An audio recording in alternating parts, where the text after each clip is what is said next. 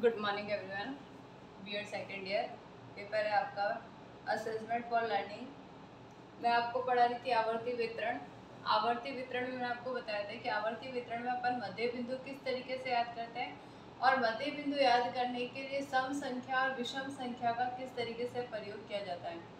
आवर्ती वितरण में जब हम मध्य बिंदु याद करते हैं तो परिभाषा ही हमने देखी थी कि मध्य बिंदु मिड पॉइंट जो याद करेंगे तो संख्याओं के दोनों तरफ समान अंकों को छोड़ के बीच के नंबर को हम क्या मानते हैं, मध्य बिंदु मानते हैं।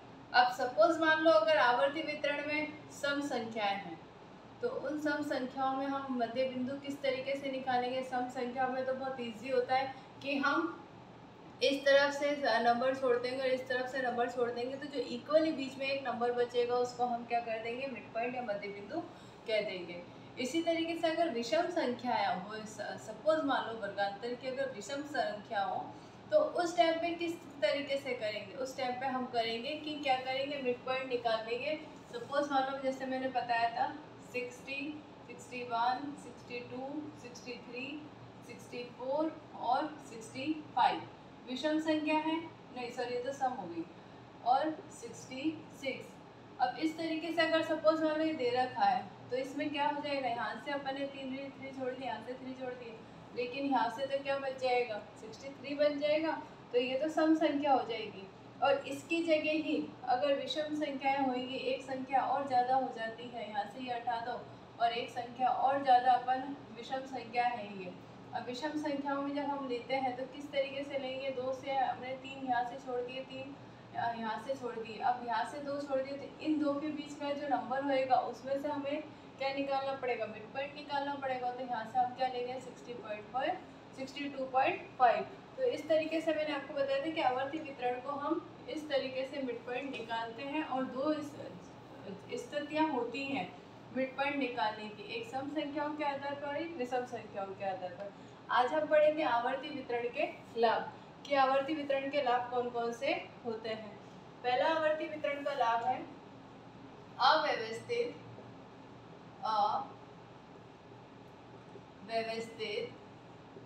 प्रदत्तों अव्यवस्थित प्रदत्तों से अव्यवस्थित प्रदत्तों से समूह के संबंध में किसी निष्कर्ष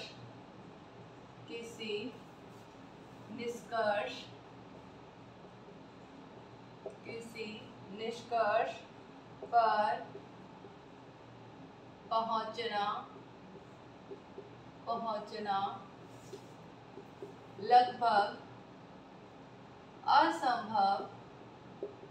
पहुंचना लगभग असंभव होता है। इसके विपरीत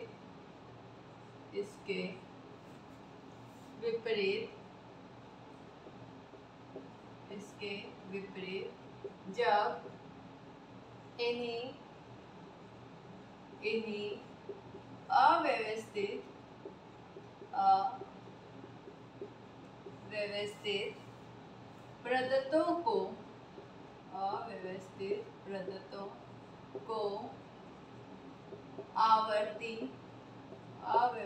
प्रदत्तों को आवर्ती वितरण के रूप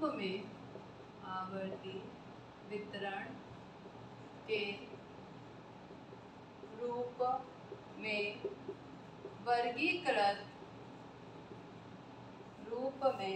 वर्गीकृत कर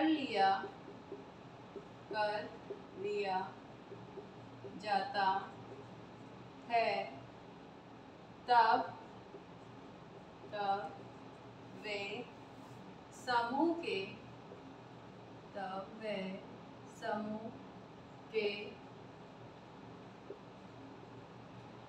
संबंध में उपयोगी सूचनाएं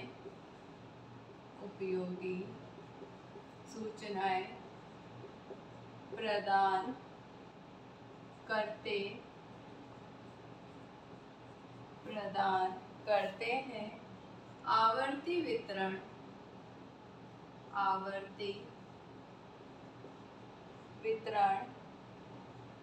के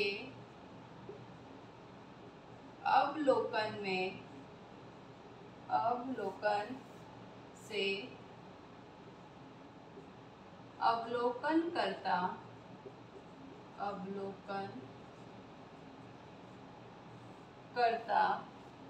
के मस्तिष्क में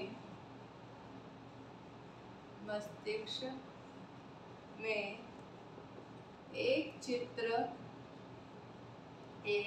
चित्र सा बन जाता है, जिससे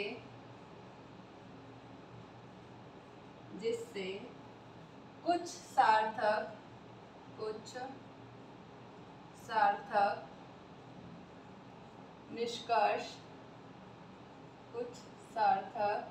निष्कर्ष मिल जाते हैं। पहला पॉइंट लिखवाया है आवर्ती वितरण के लाभ का, कि अव्यवस्थित प्रदत्तों से जितने भी अव्यवस्थित प्रदत्त या जितने भी अव्यवस्थित आंकड़े दे रखे होते हैं, जिनको हमें एक सीरीज में बैठा के फिर हम उसका प्रयोग कर सकते हैं, तो अव्यवस्थित प्रदत्तों से समूह के संबंध में किसी भी समूह के संबंध में किसी निष्कर्ष पर पहुंचना लगभग क्या होता है, असंभव होता है। क्योंकि अगर ऊटपटांग तरीके से हमें आंकड़े दे रखे हैं तो क्या हमें समझ में आएगा कि आंकड़े किस चीज़ के, हमें इसका निष्कर्ष कैसे निकालना है। तो उसको हमें अव्यवस्थित आंकड़ों को व्यवस्थित क्रम में तो रखना पड़ेगा। व्यवस्थित क्रम में रखने के बाद ही हम क्या कर सकते हैं, उसकी गणना कर सकते हैं, उसको ज्ञात कर सकते हैं और उसके किसी निष्कर्ष पर हम पहुंच सकते हैं। तो इसके विपरीत जब इन्हीं अव्यवस्थित प्रदत्तों को आवर्ती वितरण के रूप में वर्गीकृत कर लिया जाता है, हम इसको वर्गीकृत कर लेते हैं। जैसे मैंने बताया था आपको, वर्गांतर की 2 स्थितियां बनाई थी, तो उसी आधार पर जब हम वर्गीकृत कर लेते हैं तब वे समूह के संबंध में उपयोगी सूचनाएं प्रदान करते हैं। आवर्ती वितरण के अवलोकन से अवलोकनकर्ता के मस्तिष्क में एक चित्र सा बन जाता है, जिससे सार्थक निष्कर्ष मिल जाते हैं। मतलब हमें कुछ सार्थक निष्कर्ष या हमारे सामने कुछ कह सकते हैं कि एक सही कैलकुलेशन निकल कर सामने आएगी, डेटा निकल कर सामने आएगा कि हमें इस चीज़ का ये निष्कर्ष प्राप्त हुआ है। उसको हम क्या कहते हैं, आवर्ती वितरण। अव्यवस्थित प्रदत्तों से तो अगर हम कोई चीज़, अव्यवस्थित जितने भी आंकड़े होंगे उनसे अगर हम निष्कर्ष निकालने जाएंगे तो उससे हमें कोई निष्कर्ष नहीं प्राप्त होएगा। उनसे निष्कर्ष निकालने के लिए हमें अव्यवस्थित आंकड़ों को पहले व्यवस्थित क्रम में करना पड़ेगा और व्यवस्थित क्रम में करने के बाद में हम उसका कैलकुलेशन कर सकते हैं। दूसरा लाभ है अवर्गीकृत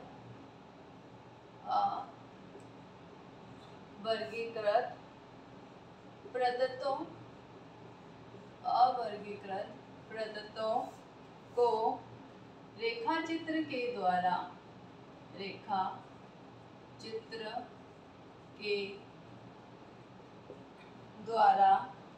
प्रदर्शित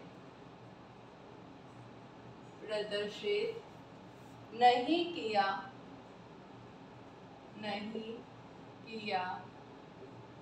जा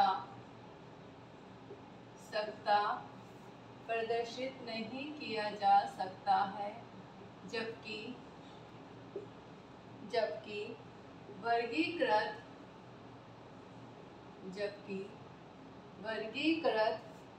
समंकों को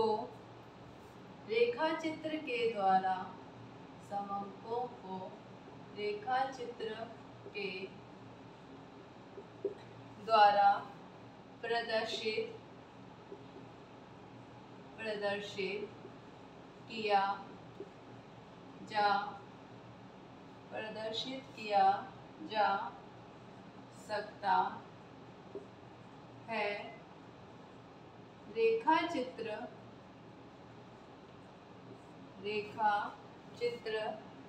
के द्वारा प्रस्तुत प्रदत्त अधिक सरल, प्रस्तुत प्रदत्त अधिक सरल तथा बोधगम्य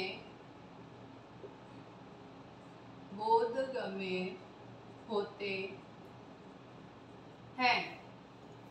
वर्गीकृत जो भी जितने भी अवर्गीकृत प्रदत्त होते हैं, तो उसके लिए लिखा गया है कि अवर्गीकृत जितने भी प्रदत्त होते हैं उनको रेखा चित्र के द्वारा प्रदर्शित नहीं किया जा सकता।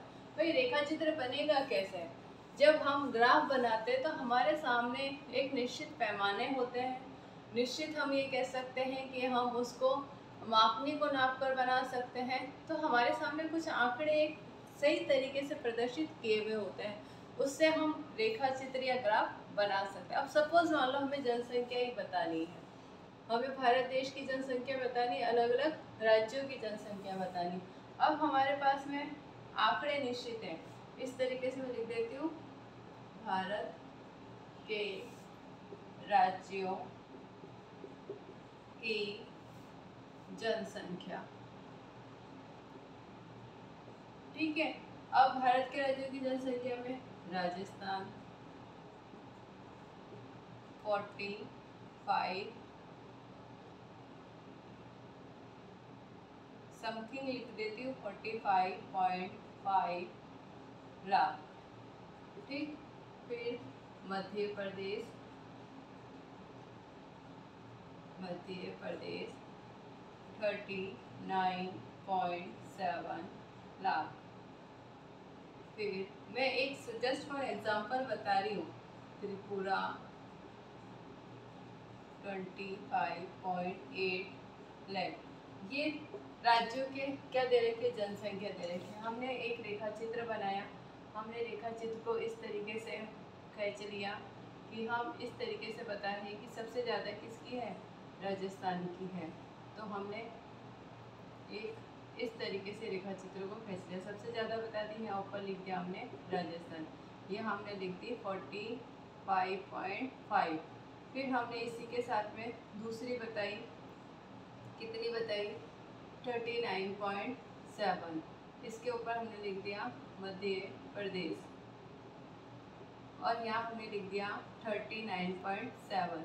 इसी के साथ हमने 25.8 त्रिपुरा। तो इस तरीके से अगर हम इस तरीके से कोई रेखा चित्र बना रहे हैं, तो उस रेखा चित्र को दर्शाने के लिए हमें क्या करना पड़ेगा, अवर्गीकृत जितने भी आंकड़े होंगे उनको वर्गीकृत करना पड़ेगा। अब यहाँ पे क्या है, एक सिस्टम से लिखा हुआ है आंकड़े, तो हमने उसको क्या करा, रेखा चित्र के माध्यम से प्रस्तुत कर दिया। लेकिन यही आंकड़े अगर हमारे सामने अवर्गीकृत या अव्यवस्थित रूप में होते हैं, तो क्या हम इसको इस तरीके से लिख सकते हैं या रेखा चित्र के माध्यम से प्रस्तुत कर सकते हैं? नहीं कर सकते हैं। इसलिए कहा गया है कि अवर्गीकृत प्रदत्तों को रेखा चित्र के द्वारा प्रदर्शित नहीं किया जा सकता है, जबकि वर्गीकृत समंकों को, समंक भी किसको बोलते हैं, आंकड़ों को बोलते हैं, प्रदत्त भी आंकड़ों को बोलते हैं। तो वर्गीकृत समंकों को रेखा चित्र के द्वारा प्रदर्शित किया जा सकता है। भाई वर्गीकृत होएगा, एक स्टेप वाइज लिखा हुआ होएगा, तो हम उन आंकड़ों को क्या कर सकते हैं, प्रदर्शित कर सकते हैं किसी भी पिक्चर्स या रेखा चित्र के द्वारा। रेखा चित्र के द्वारा प्रस्तुत प्रदत्त अधिक सरल तथा बोधगम्य होते हैं। सीधी सी बात है, हम देखते हैं अगर हम जनसंख्या को इस तरीके से पढ़ने लगेंगे थ्योरी के रूप में, तो क्या वो पढ़ी जा सकती है? नहीं पढ़ी जा सकती। लेकिन उसी जनसंख्या को हम एक ग्राफ के माध्यम से या किसी रेखा चित्र के माध्यम से देखते हैं, पढ़ते हैं, तो हमें समझ में आ जाता है। हम खनिज पढ़ लेते हैं, जनसंख्या भी छोड़ो, हम खनिज पढ़ते हैं, खनिजों को हम देखते हैं किस कौन से खनिज कहाँ पर कितनी मात्रा में पाए जाते हैं। उन खनिजों का वर्गीकरण भी हम या वर्गीकृत करके हम किसके माध्यम से जल्दी से समझ जाते हैं, हम उनको रेखा चित्र के माध्यम से ही जल्दी से समझ जाते हैं। कृषि है, कहाँ पर कृषि उत्पादन अधिक हो रहा है, कहाँ पे कम हो रहा है, हम रेल है, परिवहन है, तो कैसी भी विषय वस्तु हो, उसको अगर हम रेखा चित्र के माध्यम से प्रस्तुत कर रहे हैं तो वो एक सरल और बोधगम्य बन जाती है। इसी तरीके से तीसरा पॉइंट है इसमें, दो या दो से अधिक समूहों, दो या दो से अधिक समूहों की तुलना भी आवर्ती वितरण, तुलना भी आवर्ती वितरण द्वारा करना सुविधाजनक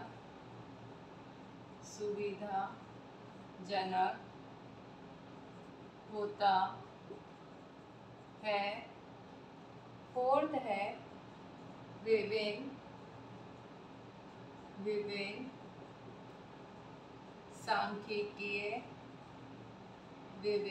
सांख्यिकीय गणनाएं जैसे मध्यमान, मध्यांक, मानक विचलन,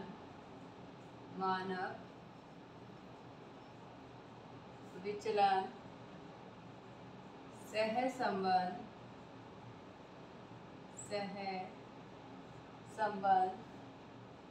आवर्ती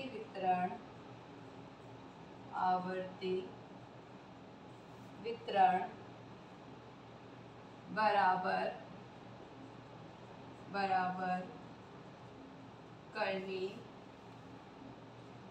होती है। तीसरा पॉइंट दे रखा है, थर्ड पॉइंट, दो या दो से अधिक, अगर समंक मालाएं या जो आंकड़े होते हैं दो है या दो से अधिक है तो समूह की तुलना भी आवर्ती वितरण के द्वारा करना सुविधाजनक होता है। क्योंकि अगर हमें दो चीज़ के आंकड़े दे रखे हैं, अब सपोज मान लो हमें खनिज दे रखे हैं, हमें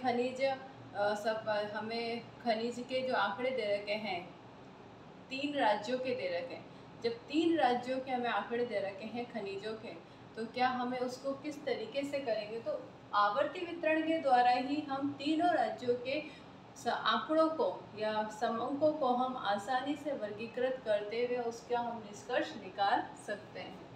फोर्थ पॉइंट है विभिन्न सांख्यिकीय गणनाएं। कोई सी भी सांख्यिकीय गणनाएं, जब हम सांख्यिकी कर रहे हैं तो हमें मीन, मीडियन, मोड, तो सबसे पहले हम याद करते हैं mean, median, mode, standard deviation, correlation, ये चीज़ तो सबसे मेन आती है। तो मीन, मीडियन, मोड, मध्यमान, मध्यांक, मानक विचलन, सहसंबंध, आवर्ती वितरण बराबर करनी होती है। आदि के द्वारा हमें क्या करना होता है कि जो आवर्तियाँ होती हैं उनको हमें इसी तरीके से प्रदर्शित करना होता है और मीन, मीडियन, मोड के माध्यम से ही हमें क्या करनी होती है, उनके कैलकुलेशन करनी होती है। कैलकुलेशन करने के बाद ही हम किसी निष्कर्ष पर पहुंचते हैं कि हाँ इतने प्रतिशत या इतने औसत या हम इस तरीके से इस निष्कर्ष निकला है। इसके इसमें कहेंगे, हम आगे लिखेंगे संक्षेप में एकीकृत एकत्रित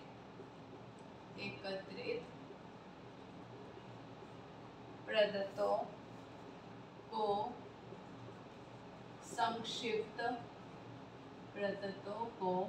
संक्षिप्त करके सरल तथा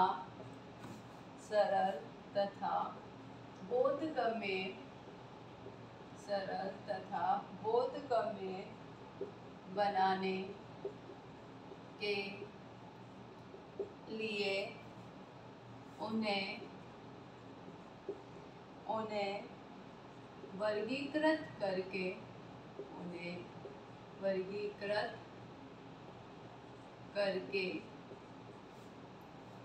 आवर्ती वितरण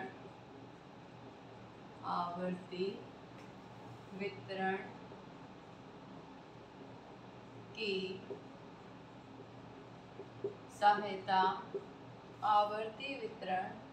सहायता से उपयोगी बनाया जा सकता है। लास्ट में हम लिखेंगे कि संक्षेप में हम ये कह सकते हैं कि जितने भी एकीकृत पदार्थ होते हैं उनको सरल तथा बोधगम्य बनाने के लिए उन्हें वर्गीकृत करके आवर्ती वितरण की सहायता से उपयोगी बनाया जा सकता है। तो ये थे आवर्ती वितरण के लाभ, जिसमें अवर्गीकृत आंकड़ों को हम अगर वर्गीकृत कर देते हैं और रेखा चित्र के माध्यम से उनको प्रस्तुत करते हैं तो उनको समझना सरल और बोधगम्य हो जाता है। आज आपका गृह कार्य प्रश्न है,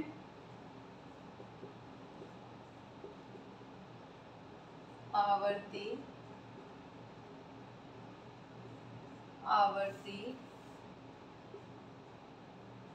वितरण में मध्य बिंदु किसे कहते हैं तथा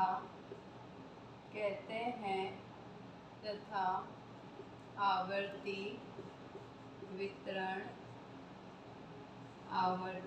वितरण के लाभों का भी वर्णन कीजिए। यह आपका गृह कार्य प्रश्न है।